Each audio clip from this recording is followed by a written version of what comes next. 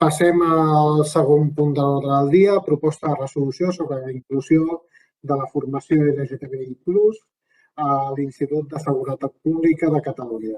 Aquesta proposta de resolució ha sigut presentada pel grup parlamentari Socialistes i Units per Avançar i la defensarà la diputada Sílvia Paneque. Com vulgui, diputada.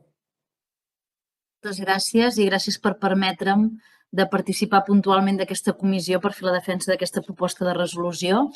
L'Observatori contra l'Homofòbia ha comptabilitzat fins ara 1.077 incidències des de l'octubre del 2014, quan es comença el registre, i 6 des de l'inici d'aquest any 2022. De l'any 2019 al 2020 hi va haver-hi un increment d'un 25% d'aquest tipus d'agressions i es va registrar el nombre més gran d'incidències des que es fa aquest registre, com he dit, l'any 2014. Precisament en aquests moments s'està tramitant al Parlament la proposició de llei de modificació de la llei 11/2014 per erradicar la LGTBI-fòbia per tal de consensuar un règim sancionador per conductes discriminatòries contra el col·lectiu.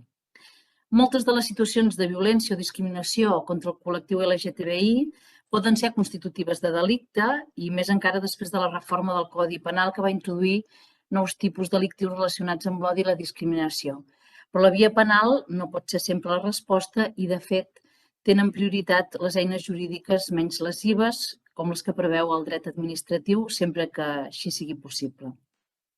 La desprotecció que pateix el col·lectiu LGTBI en l'actualitat no només passa per ser víctima de delictes d'odi, sinó per moltes altres situacions discriminatòries que, d'acord a la llei 11/2014, les administracions públiques estan obligades a aturar.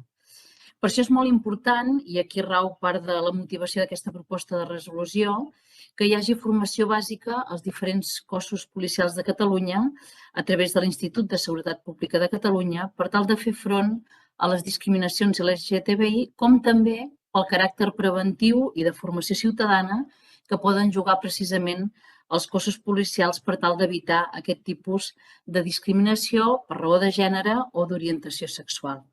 És per aquest motiu, com els deia, que vàrem presentar aquesta proposta de resolució treballada conjuntament amb l'associació Gai Les Pol, que, com vostès saben, és una associació de policies LGTBI que va néixer l'any 2006 amb el compromís de visibilitzar la diversitat dins del cos policials, però també i sobretot per garantir els drets de tot el col·lectiu LGTBI, tant dins com fora dels cossos policials.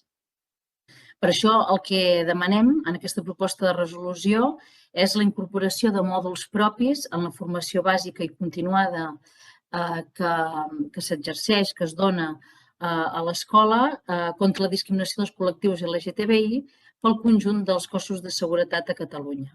Sabem que fins ara s'han ofertat microcursos de formació, però en tot cas han estat voluntaris i puntuals, i el que volem és que aquesta sigui una formació obligatòria perquè mantinguin la formació dels cossos policials dels diferents agents.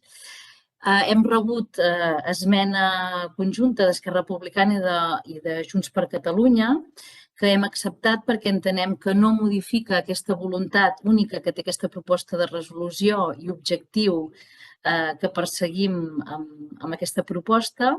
És més, pensem que la millora i que són aportacions que, com deia, no alteren i que milloren la proposta, i per això acceptem aquesta esmena presentada.